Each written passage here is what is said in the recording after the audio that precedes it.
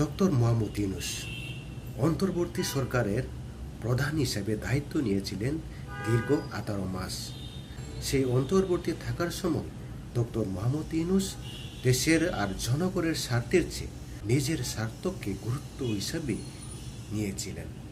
গণ অভ্যুত্থানের পর হাসিনা সরকার চলে যাওয়ার পর ডক্টর মোহাম্মদ ইউনূসকে আন্দোলনকারীরা তারা নিয়েছিলেন।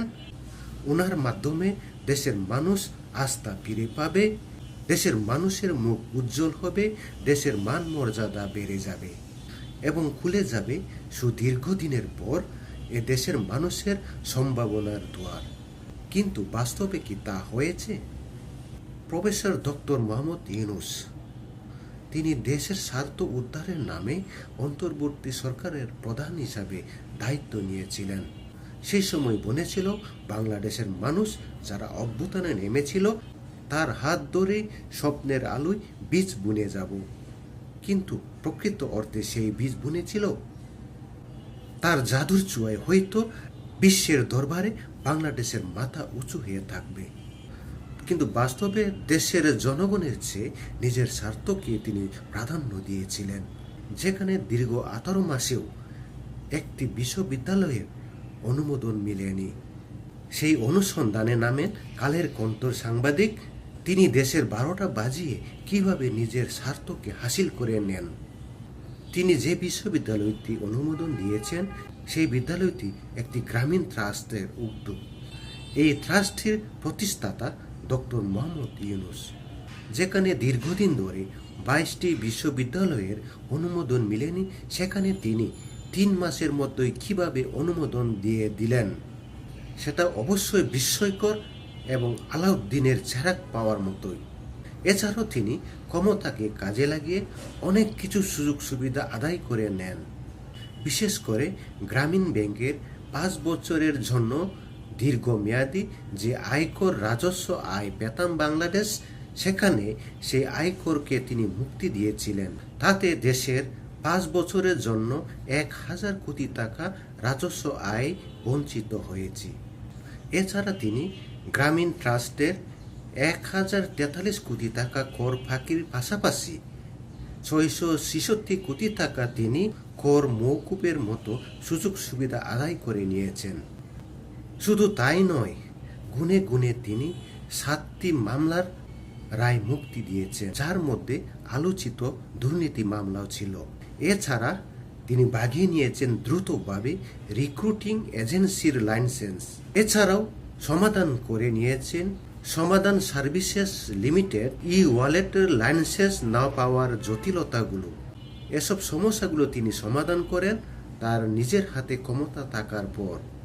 সুপ্রিম কোর্টের সিনিয়র আইনজীবী মনজিল মুরশেদ বলেন, ডক্টর মোহাম্মদ ইউনূস দেশের সর্বোচ্চ নির্বাহী পদে থেকে তিনি কিভাবে নিজের স্বার্থের জন্য এসব কর্মকাণ্ড করেছেন সেগুলো নিয়ে রাজনৈতিকভাবে বর্তমানে আলোচিত সমালোচিত হচ্ছে। শুধু তাই না, তিনি কনফ্লিক্ট অফ ইন্টারেস্ট হিসেবে দায়ী হয়ে গেছেন এবং তিনি বলেন তিনি শপথ ভঙ্গ করেছেন এবং তিনি দেশের জনগণের সাথে প্রতারণা করেছেন। এবং বিশ্ববিদ্যালয় নিয়ে অনুসন্ধানে এসেছে 2010 সালে ঢাকা মেট্রোপলিটন এলাকায় যদি কোনো বিশ্ববিদ্যালয় অনুমোদন দেওয়া হয়, সেখানে কমপক্ষে 5 কোটি টাকা তহবিল সংগ্রহ করতে হবে। সেখানে তিনি 5 কোটির পরিবর্তে 1.5 কোটি দিয়ে অনুমোদন করিয়েছেন। তা কিভাবে সম্ভব?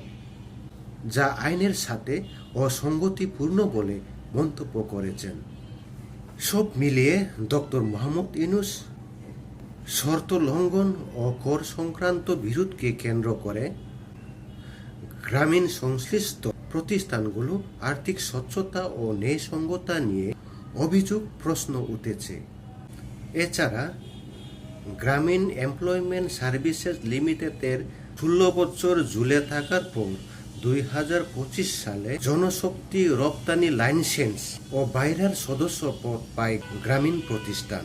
একইভাবে দীর্ঘদিন আটকে থাকার পর সমাধান সার্ভিসেস লাইসেন্স মাত্র কয়েক মাসের মধ্যেই ওয়ালেট লাইসেন্স পায়। এসব সব প্রতিষ্ঠানগুলোই গ্রামীণ ট্রাস্টের সাথে সম্পৃক্ত। অন্যদিকে ডক্টর মোহাম্মদ ইউনূসের বিরুদ্ধে শ্রম আইন ও দুর্নীতি অভিযোগে যত মামলা রয়েছে সেগুলো ক্ষমতা গ্রহণের সাথে সাথে দ্রুতভাবে নিষ্পত্তি হয়ে যায়। এর মধ্যে শ্রম আইন লঙ্ঘন মামলার সাজা বাতিল এবং দুদকের অর্থ আত্মসাতের মামলা প্রত্যাহার করা হয়। সব মিলিয়ে ক্ষমতায় থাকার সময় দ্রুততম লাইসেন্স অনুমোদন, মামলা নিষ্পত্তি এবং নীতিগত সুযোগ সুবিধা প্রাপ্তির ঘটনায় স্বচ্ছতা, জবাবদিহিতা ও স্বচ্ছতা নিয়ে প্রশ্ন উঠেছে। এছাড়াও অন্তর্বর্তী সরকারের আমলে শনির দশা লেগেছিল বাংলাদেশে।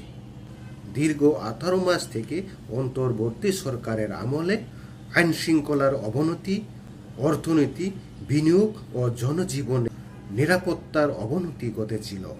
এ সময়ে মব সন্ত্রাস, রাজনৈতিক সহিংসতা, হত্যা, খুন, ধর্ষণ, নির্যাতন, অগ্নিসংযোগ ও লুটপাট বেড়ে যায় সারা দেশব্যাপী। একই সঙ্গে সাংবাদিক নির্যাতনের ঘটনায় ব্যাপক হারে উদ্বেগজনক মাত্রায় বেড়ে যায়, যার ফলে বড় উন্নয়ন খাতগুলো থমকে গিয়েছিল। বিদেশি চুক্তিগুলো বিতর্কিত করে রোহিঙ্গা ইস্যুতে কাঙ্ক্ষিত উদ্যোগ অগ্রগতি হয়নি। অন্তর্বর্তী সময়ে দেশের স্থিতিশীলতা, অর্থনৈতিক গতি ও জননিরাপত্তা সব ক্ষেত্রেই নেতিবাচক প্রভাব ফেলেছিল। এসব অনৈতিক কর্মকাণ্ডের জন্য জবাবদিহি ও সাংবিধানিক লঙ্ঘনের অভিযোগ উঠেছে। ডক্টর মোহাম্মদ ইউনূস ছিলেন, তিনি রাষ্ট্র ও জনগণের চেয়ে নিজের স্বার্থকে গুরুত্ব দিয়েছিলেন, যার প্রাধান্য হিসাবে তিনি নিজের ব্যবসা প্রতিষ্ঠানগুলোকে, গ্রামীণ ট্রাস্টকে তিনি ডেভেলপ করার জন্য এদেশে এসেছিলেন, যার বুকে নেমেছিল বাংলার মানুষের আকাশ ছোঁয়ার স্বপ্ন, মানবিক মর্যাদা, উন্নয়নশীল রাষ্ট্রে পরিণত করার স্বপ্ন দেখেছিলেন বাংলার মানুষ। কিন্তু তাদের বুকে নিরাশার জল ঢেলে দিলেন ডক্টর মোহাম্মদ ইউনূস। তাদেরকে মিথ্যে আশার স্বপ্ন দেখিয়ে তাদের বুকে ছুরি মারার প্রচেষ্টা চালিয়েছিলেন ডক্টর মোহাম্মদ ইউনূস। বাংলার মানুষের আকাঙ্ক্ষা প্রত্যাশাকে ধূলিসাৎ করে নিজের স্বার্থকে হাসিলের জন্য তিনি যে ইন্টারিম সরকারের প্রধান হিসেবে দায়িত্ব নিয়েছিলেন তা আজ জলের মতোই পরিষ্কার। Thank you so much.